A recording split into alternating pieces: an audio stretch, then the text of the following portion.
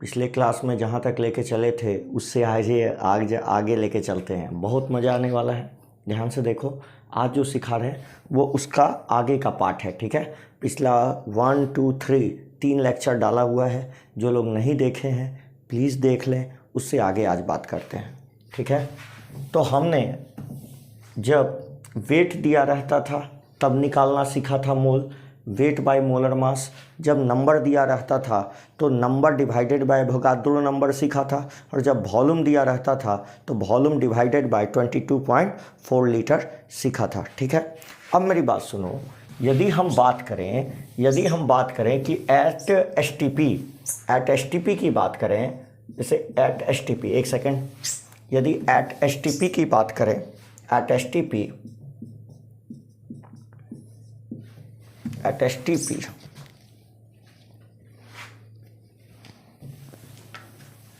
एक सेकेंड बेटा, एट एस टी पी यदि हम बात करें, एट एस टी पी यदि एस टी पी की बात करें तो 1 मोल ऑक्सीजन, जैसे at S T P 1 mole oxygen gas का, कभी कभी लैंग्वेज में लिख देता है बेटा, ऑक्सीजन गैस का मतलब होता है O2 गैस, ना कि O गैस, ये मत समझिएगा। 1 मोल ऑक्सीजन गैस का मतलब O2 गैस समझना है, O मत समझ लीजिएगा। 1 मोल नाइट्रोजन गैस का मतलब, 1 मोल नाइट्रोजन गैस का मतलब N2 गैस, ना कि N, ये N नहीं, ये O नहीं, क्या बेटा, N2 गैस। उसी तरह 1 मोल हीलियम गैस का मतलब आप डायरेक्ट He ही समझिएगा, क्योंकि ये मोनो एटॉमिक गैस है। देखो, एक मॉलिक्यूल में जितना एटम होता है ना, वो उसका एटॉमिसिटी कहलाता है। क्या कहलाता है? एक टर्म डिफाइन कर रहे हैं बेटा, एटॉमिसिटी। क्या डिफाइन कर रहे हैं? एटॉमिसिटी क्या होता है? Number of atom in a molecule, एक मॉलिक्यूल में जितना एटम होता है वही उसका क्या कहलाता है? एटॉमिसिटी। जैसे O2 की एटॉमिसिटी कितनी है? 2 ऑक्सीजन का एटम, इसलिए यह डाई एटॉमिक है। कैसा है बेटा? Diatomic. उसी तरह ओजोन की कितनी है? 3 है, क्योंकि 3 ऑक्सीजन एटम से मिलकर बना होगा, तो इसको कहेंगे ट्राई एटॉमिक। अच्छा, एक बात, यदि कहोगे CO2 भी, तो ये भी ट्राई एटॉमिक है, 3 एटम से मिलकर बना है, मगर यहाँ डिफरेंट एटम है, फर्क यही है, यहाँ पर सेम एटम है, तो इनको होमो एटॉमिक और इसको हेट्रो एटॉमिक, मगर हैं ये भी ट्राई एटॉमिक ही। आ गया समझ में? है ये भी ट्राई एटॉमिक ही। अब मेरी बात सुनो, तो हमने कहा कि एट एसटीपी पर 1 मोल ऑक्सीजन का मतलब होता है O2 गैस, 1 मोल नाइट्रोजन का मतलब होता है N2 गैस, 1 मोल हीलियम का मतलब होता है H2 gas. Helium mono atomic gas है। जैसे हीलियम की बात करते तो हीलियम की एटॉमिसिटी 1, तो ये कैसा है? Mono atomic. मोनो मतलब एक हो गया, एटॉमिक, ठीक है, मोनो एटॉमिक। जैसे हम एक क्वेश्चन दें, मान लो हमको क्वेश्चन है कि 16 ग्राम ऑक्सीजन एट एसटीपी लिया गया। अब यदि कोई बच्चा O मान लिया और कोई बच्चा O2 मान लिया, ऑक्सीजन गैस है, कोई बच्चा क्या मान सकता है? Oxygen at STP. जिसको आइडिया नहीं है वो O मान लिया, एक ने O2 मान लिया। ये यदि मोल निकाले तो कितना लिखेगा? वेट बाय मोलर मास कितना लिख देगा बेटा? 16/16, काट के 1 बता देगा। जबकि ये यदि O2 मानेगा तो ये कितना लिखेगा मोल? बोलो, 16/32। कितना मोल? Half mole. मतलब ये 1 मोल बताएगा, जबकि ये कितना बताएगा? हाफ मोल बताएगा। बताओ कौन सही है? ये सही है। क्यों? क्योंकि एसटीपी पर ऑक्सीजन की कभी भी O के फॉर्म में नहीं रह सकता। किस फॉर्म में रहेगा? O2 के फॉर्म में रहेगा। ऐसा क्यों है? क्योंकि जिस टेम्परेचर की बात हो रही है एसटीपी पर, उस पर एटम एग्जिस्ट नहीं करेगा, ऑक्सीजन का एटम एग्जिस्ट नहीं करेगा। आ गया समझ में? इसीलिए O2 लिखना ज़्यादा सही है, ना कि O लिखना सही है। आ गया समझ में? चलिए आगे बात करते हैं, ध्यान से देखिएगा। आगे जो हम बात करने जा रहे हैं वो देखो, जल्दी देख लो।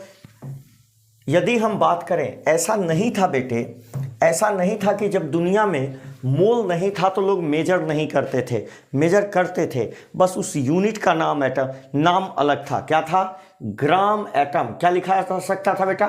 Gram atom, gram molecule, gram molecule या फिर ग्राम आयन। आज के डेट में इट रिप्रेजेंट, किसको रिप्रेजेंट करता है? इट रिप्रेजेंट मोल। किसको रिप्रेजेंट करता है आज के डेट में? ये मोल को रिप्रेजेंट करता है।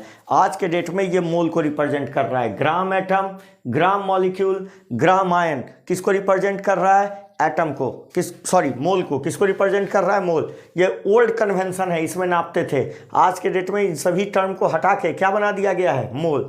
जैसे कहीं लिखा रहे बेटा 2 gram atom, 2 gram atom helium, इसका मतलब इस ग्राम एटम को पकड़ के मोल बना देना। मतलब क्या लिखा है? 2 मोल हीलियम, यही लिखा है। यदि लिखा है बेटा 2 मोल, 2 ग्राम मॉलिक्यूल, 2 ग्राम मॉलिक्यूल, क्या बेटा? ओजोन। ओजोन मॉलिक्यूल है, तो हम इस ग्राम मॉलिक्यूल को बैठा के क्या बना देंगे? मोल बना देंगे। और क्या लिख लेंगे? 2 मोल, 2 मोल ओजोन सैंपल लिख लेंगे ना, ओजोन सैंपल। और मान लो 2 ग्राम एटम हीलियम सैंपल दिया है, तो इसको क्या लिख लेंगे बेटा? 2 मोल हीलियम सैंपल। आ रहा है समझ में? उसी तरह लिखा रहे कहीं पर 2 ग्राम आयन एल्युमिनियम +3, इसका मतलब इसको बना देना है मोल, तो क्या लिख लेंगे बेटा? 2 मोल एल्युमिनियम आयन, Al+3 आयन। समझ में आ गया? मतलब जहां भी हमको ग्राम एटम, ग्राम मॉलिक्यूल, ग्राम आयन दिखेगा, इनको हम मोल में बदल देंगे। आ गया समझ में? अब आगे देखते हैं। आगे की जो हम बात करने जा रहे हैं वो है एवरेज मोलर मास की। एवरेज मोलर मास। एवरेज मोलर मास कैसे डिफाइन होता है बेटा?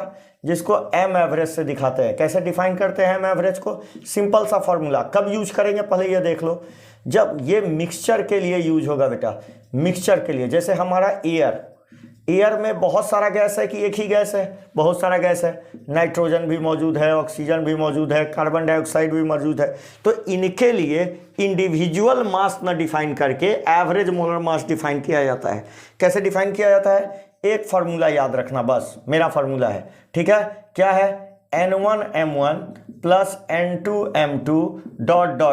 डिवाइडेड बाय N1 + N2 + ... समझ में आया? नहीं ना आया? देखो हम समझा रहे हैं। इसका मतलब होता है बेटे N1 क्या है? N1, N2, N3 जो भी है, ये सब क्या है? Mole of sample. Mole of sample, जो भी सैंपल में होंगे, सैंपल कंपोनेंट, सैंपल के कंपोनेंट का मोल। आ रहा है समझ में? जो भी, जैसे ऑक्सीजन, नाइट्रोजन, कार्बन डाइऑक्साइड लिया है, इनके मोल का, इनका मोल, ठीक है? और M1, M2, M3 क्या है? M1, M2, M3 क्या है? यह है molar mass. Molar mass of sample, molar mass of different component, different या सैंपल कंपोनेंट जो लिखो, सैंपल कंपोनेंट। सैंपल कंपोनेंट मतलब जो भी कंपोनेंट लिए गए थे उनका मोलर मास। और आसानी से एवरेज मोलर मास आप कैलकुलेट कर सकते हो। एवरेज मोलर मास आप कैलकुलेट कर सकते हो। इधर आओ, यहाँ देखो। यदि हम बात करें, जैसे क्वेश्चन है मेरे पास, क्वेश्चन से ही समझेंगे। क्वेश्चन से समझेंगे तो ज़्यादा आसान रहेगा। जैसे क्वेश्चन है कि 2 मोल ऑक्सीजन एंड 3 मोल क्या मिला दिया गया बेटा? 3 mole nitrogen are mixed, mix किया गया। फाइंड, कहता है find M average, average molar mass निकाल। बता बेटा पहले का मोल कितना दे रखा है? तो फॉर्मूला क्या है मेरे पास? एम एवरेज बराबर N1M1 + N2M2 divided by N1 + N2। बता एम एवरेज कैसे निकाल लें? N1 कितना बैठा दें? 2, इसको N1 मान ले बेटा। ऑक्सीजन का मोलर मास कितना होगा? 32 होगा ना, 1 का 16, 2 का 32, तो 32 + 3 इसके मोल हुए। नाइट्रोजन के मोलर मास कितने हो जाएंगे? 28 डिवाइडेड बाय 2 + 3। और जो भी आएगा ना बेटा, इसको ग्राम में बताना, क्योंकि मोलर मास है। कैसा मास है? मोलर मास है। इसलिए जो भी आएगा वो किस में बताओगे? जो भी आएगा वो किस में बताओगे? जो भी आएगा उसको ग्राम में बताओगे। मान लो ये तो हमने गैस के बारे में बात किया, हम इसी काम को सॉल्यूशन के बारे में भी कर सकते हैं। कैसे कर सकते हैं बेटा? जैसे मान लो कह रहा है कि 2 मोल इथाइल अल्कोहल नाम सुने हो ना, उसी को जिसको पिया जाता है, ठीक है। And 3 mole water are mixed, कहता है फाइंड, क्या फाइंड करो, एम एवरेज निकाल। कैसे निकालेंगे बेटा, वही फार्मूला लगाएंगे, एम एवरेज इजकल टू क्या लिखेंगे, N1 M1 plus N2 M2 divided by N1 plus N2। N1 हुआ 2। इथाइल अल्कोहल का मोलर मास बताओ, इथाइल अल्कोहल का मोलर मास, 2 कार्बन है 24 प्लस 5 है 1 6 ऑक्सीजन हो गया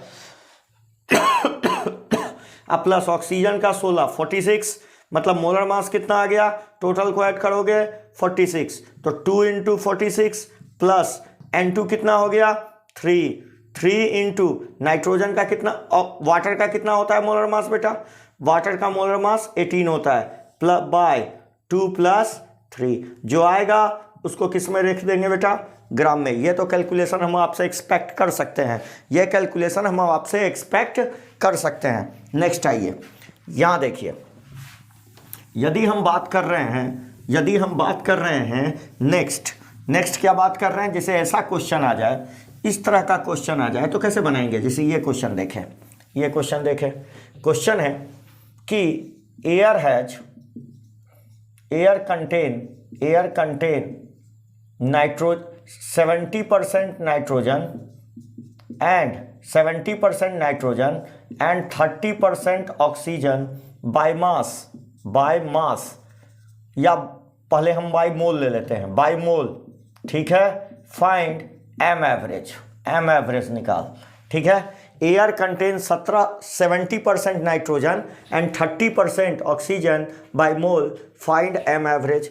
तो हमें जूम कर देंगे, बाय मोल है ना बेटा, इस शब्द को पकड़िए, बाय मोल है ना, तो कितना एज्यूम कर लेंगे, एज्यूम कर लेंगे 100 मोल, कितना मोल मान लिया, जो भी परसेंट में रहता है, परसेंट में जैसी मानते हो 100 मानो, तो जो नंबर होगा वही वैल्यू हो जाएगा। तो 100 मोल मान लिए, तो इसमें इसके 2 टुकड़े कर लिए, एक है नाइट्रोजन और एक है ऑक्सीजन। नाइट्रोजन कितना हो गया बेटा, नाइट्रोजन हो गया 70 मोल नाइट्रोजन का मोल, और ऑक्सीजन का मोल कितना हो गया, कितना दिया हुआ बेटा 30 मोल, ऑक्सीजन का मोल निकल गया, नाइट्रोजन और ऑक्सीजन दोनों का मोल निकल गया मेरे पास।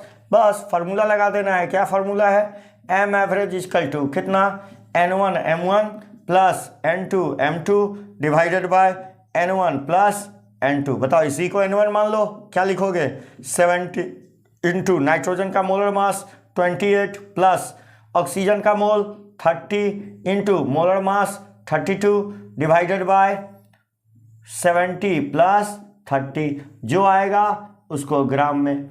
नेक्स्ट क्वेश्चन, इसी क्वेश्चन को थोड़ा सा टफ करते हैं। देखो, कहते हैं कि एयर कंटेन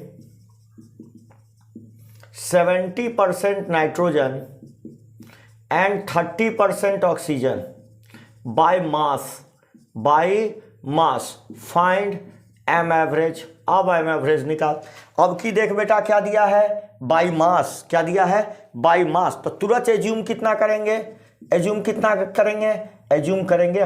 ग्राम। देख, दोनों में फर्क क्या है, पहले बाय मोल था, पहले बाय मोल लिखा था इसलिए मोल माना, अब क्या लिखा हुआ है, ग्राम लिखा है, इसीलिए हमने क्या लिखा, बाय मास लिखा है, इसलिए हमने 100 ग्राम मान लिया। इसके कितने टुकड़े कर दिए जाएं, इसके भी 2 टुकड़े कर दिए जाएं। कौन कौन, एक नाइट्रोजन और दूसरा ऑक्सीजन। बता, इसके मास कितने हो जाएंगे, इसके मास हो जाएंगे 70, और इसके मास कितने, जैसी ये 100 माना, जो बचा हुआ इसका कितना अमाउंट है 70%, मतलब 70 बाय 100 इंटू 100 कट गया, कितना आ गया 70, और ये कितना हो गया 30। बटा, इसके मोल कितने हुए, मोल ऑफ नाइट्रोजन कितने हुए बता सकता है, 70/28 बताए थे ना। जब वेट दिया हो तो मोलर मास कैसे निकालते हैं, वेट बाय मोलर मास। उसी तरह मोल ऑफ ऑक्सीजन कैसे निकालें, 30/32। अब ये दोनों हमको निकल चुका ना। अब फॉर्मूला लगा दे, एम एवरेज इक्वल टू क्या लिखे हैं, N1 M1 plus N2 M2 divided by N1 plus N2। सारा वैल्यू उठा के रख दो बेटा, एम एवरेज का एम एवरेज का सारा वैल्यू उठा के रख, एम एवरेज का सारा वैल्यू यहां उठा के रख, क्या रखेगा, एम एवरेज का सारा वैल्यू उठा के रख। देख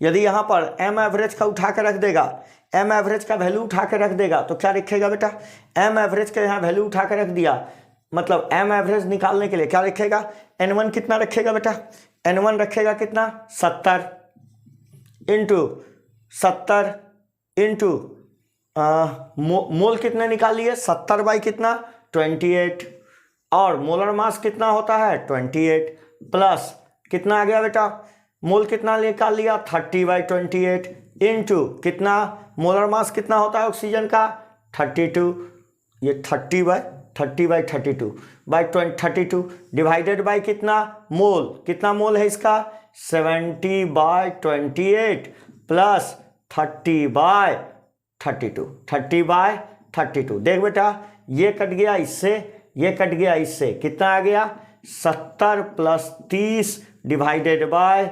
70/28 प्लस 30/32। सॉल्व कर लेना और लास्ट में ग्राम लिख देना। यही क्या आएगा एम एवरेज, यही क्या आएगा बेटा एम एवरेज, क्या आएगा एम एवरेज। अब हम बता रहे हैं ये था एवरेज मोलर मास, क्या था एवरेज मोलर मास। अब हम बता रहे हैं एवरेज एटॉमिक मास। लिखो एवरेज एटॉमिक मास, हेडिंग डालो average atomic mass. Average atomic मास क्या होता है average atomic mass, average atomic मास, ठीक है। इसका यूज कब करेंगे, जब एक एलिमेंट का डिफरेंट आइसोटॉप दिया होगा तो किसका यूज करेंगे average atomic mass. Average atomic mass कब यूज करेंगे, it is weighted average of, it is weighted average of mass of different isotopes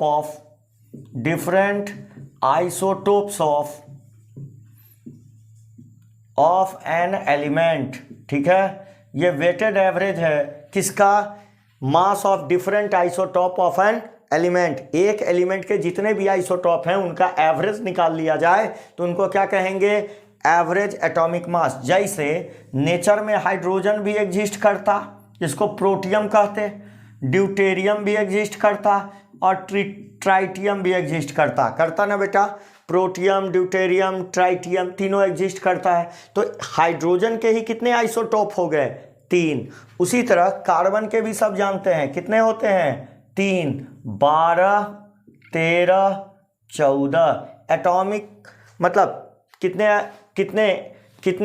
isotope होते हैं 3 होते हैं। आइसोटॉप किनको कहते हैं, जिनका एटॉमिक नंबर सेम मगर एटॉमिक मास क्या होता है डिफरेंट होता है, उसको आइसोटॉप कहते हैं। क्या कहते हैं, एटॉमिक नंबर सेम मगर एटॉमिक मास क्या होता है डिफरेंट होता है, उसको क्या कहते हैं एटॉमिक नंबर कहते हैं, ठीक है। और यहाँ देखो यदि हम बोलें जैसे क्लोरीन क्या होता है बेटा 35 और क्लोरीन क्या होता है 37.5, तो इनको क्या कहते हैं बेटा 37। क्लोरीन के 2 आइसोटॉप, एक 35 और दूसरा 37, तो क्लोरीन 2 आइसोटॉप फॉर्म में मिलता है। आ गया समझ में। यदि इनका एवरेज निकालना है, एवरेज निकालना है तो कैसे निकालेंगे, फॉर्मूला वही रखेंगे x1a1 plus x2a2 dot divided by x1 plus x2 हमने उसी तरह का फॉर्मूला बना दिया। जैसा ये फॉर्मूला बनाया ना, जैसा इधर फॉर्मूला बनाया था ना मोलर मास के लिए, उसी तरह इसका भी फॉर्मूला हमने बना दिया। अब मेरी बात सुन, यहाँ पर x1, x2, x3 ये क्या है, ये है परसेंटेज एविडेंस। क्या बोलते हैं परसेंटेज एविडेंस, कितनी मात्रा में मिल रहा है percentage evidence. x1, x2, x3 क्या है, ये है percentage evidence, abundance of different isotope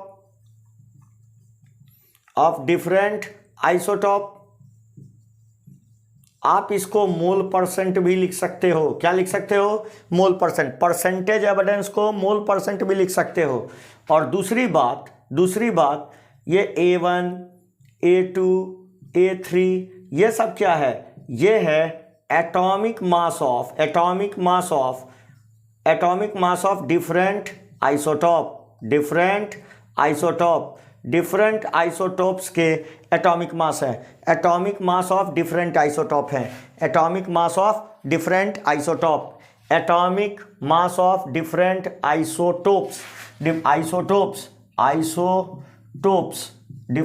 isotopes हैं। आ गया समझ में? Different isotopes. अब मेरी बात ध्यान से समझिएगा। डिफरेंट आइसोटॉप्स, यहाँ देखो, ये वाला देखो, समझ में आ जाएगा, घबराओ मत। यहाँ देखो, जैसे मान लो हमको एक क्वेश्चन दिया। क्वेश्चन ही सबसे बढ़िया साधन होता है किसी भी चीज को जानने का। A has 3 isotopes. कौन कौन? A11, A112, A13 has percentage evidence कितना परसेंट? 70%, 20% and 10% respectively. फाइंड, क्या कह रहा है? फाइंड ए एवरेज। क्या निकालो? ए एवरेज, एटॉमिक मास एवरेज। यहां पर क्या है, वहां क्या अंतर था? यहां पर जो एवरेज निकालोगे उसको आप, यहां जो एवरेज निकालोगे उसको AMU में बताओगे, क्योंकि एक ही एटम का हम मास निकाल रहे हैं। AMU में बताओगे, जबकि वहां किस में बताते थे? ग्राम में बताते थे। यही फर्क है और कोई फर्क नहीं। फार्मूला भी सेम, ठीक है, वैसा ही देखने में मिलता जुलता फार्मूला है। तो ए के कितने आइसोटॉप हो गए? कौन कौन? A11, A12, A13, यही है ना? A11, A12, A13। तो बताओ A1 कितना हो गया? A1 ये संख्या है, कितना हो गया? 11। A2 कितना हो गया? A2 कितना हो गया? ये संख्या 12। और A3 कितना हो गया? A3 हो गया 13। एक ही एलिमेंट के डिफरेंट आइसोटॉप का एटॉमिक मास, ठीक है, एटॉमिक मास। अगला, इसका परसेंटेज एविडेंस कितना दे रखा है? X1 कितना दे रखा है? 70। X2 कितना दे रखा है? 20। परसेंटेज एविडेंस, ये बोल रहे हैं परसेंटेज एविडेंस, तो कितना हो गया? और X3 कितना दे रखा है? बोलिए 10। डायरेक्ट फार्मूला तो पुट करना है। क्या फार्मूला पुट करना है? ए एवरेज इक्वल टू, हम इधर लिख रहे हैं, ए एवरेज इक्वल टू जो फार्मूला आपको पुट करना है वो ये फार्मूला है। एम एवरेज इक्वल टू, जो फार्मूला पुट करना है वो ये फार्मूला पुट करना है। A average equal to X1 A1 plus X2 A2 plus X3 A3 divided by X1 plus X2 plus X3। जल्दी बता दीजिए कितना लिखा जाए? कितना है? 70 × 11 प्लस 20 × 12 प्लस 10 × कितना बेटा? 10 × 13 डिवाइडेड बाय 70 प्लस 20 प्लस 10। आ गया समझ में? तो यहां से जो आएगा उसको AMU में लिख दीजिएगा। यही क्या आ जाएगा? ए एवरेज। क्या आ जाएगा बेटा? ए एवरेज। अगली बात है, मान लो एक और क्वेश्चन करा देते हैं आपको, 2 क्वेश्चन करा देते हैं, ठीक है। क्लोरीन हैज C17, क्लोरीन में एक 35 एंड क्लोरीन हैज कितना? C35 and Cl, chlorine has Cl35 and Cl37 isotope and their percentage evidence are, and their percentage evidence are 75% and 25% respectively. Find M average, find A average, A average। इनका atomic mass का average निकाल के बताइए। Atomic mass का average निकाल के बताइए। कैसे निकालेंगे? सिंपली बात है, क्लोरीन के 2 आइसोटॉप हो गए, एक कौन कौन? 35 और एक क्या हो गया? 37। बताइए इसका A1 कितना हो गया? 35। A2 कितना हो गया? 37। X1 कितना दे रखा है? 75% X2 कितना दे रखा है 25%। जैसे हम बना रहे हैं वैसे परीक्षा में बनाइएगा, क्लियर कट रहिएगा, नहीं तो हाथ नहीं फंसेगा। यदि ये काम कीजिएगा, जो हम कर रहे हैं एक एक स्टेप जैसे कर रहे हैं वैसे आगे बढ़िएगा तो हाथ नहीं फंसेगा। घिच पिच करिएगा तो हमेशा फंसीएगा। ठीक है, हम पहले बता देते हैं। बताइए ए एवरेज कैसे निकाल लिया जाए, बोलिए। x1 a1 plus x2 a2 divided by x1 plus x2। बताइए x1 का वैल्यू कितना है, x1 का वैल्यू है 75 into 35 plus 25 into 37 divided by 75 plus 25। जब सॉल्व करेंगे तो एग्जैक्ट आ जाएगा 35.5। कितना आ जाएगा 35.5। इसी कारण से क्लोरीन का जो एटॉमिक मास लेते हैं वो कितना लेते हैं 35.5 AMU लेते हैं। AMU एक का वजन, और एक मोल का वजन कितना लेते हैं 35.5 ग्राम लेते हैं। आ गया समझ में? कोई दिक्कत, किसी को कोई दिक्कत नहीं होना चाहिए। अब मेरी बात सुनो, एक बात कहोगे कि सर इसका तो फ्रैक्शन लिख लिए, मगर हाइड्रोजन का तो जब लिखते हैं तो 1 लिखते हैं, हाइड्रोजन का जब लिखते हैं तो 1 लिखते हैं। इसका कारण क्या है?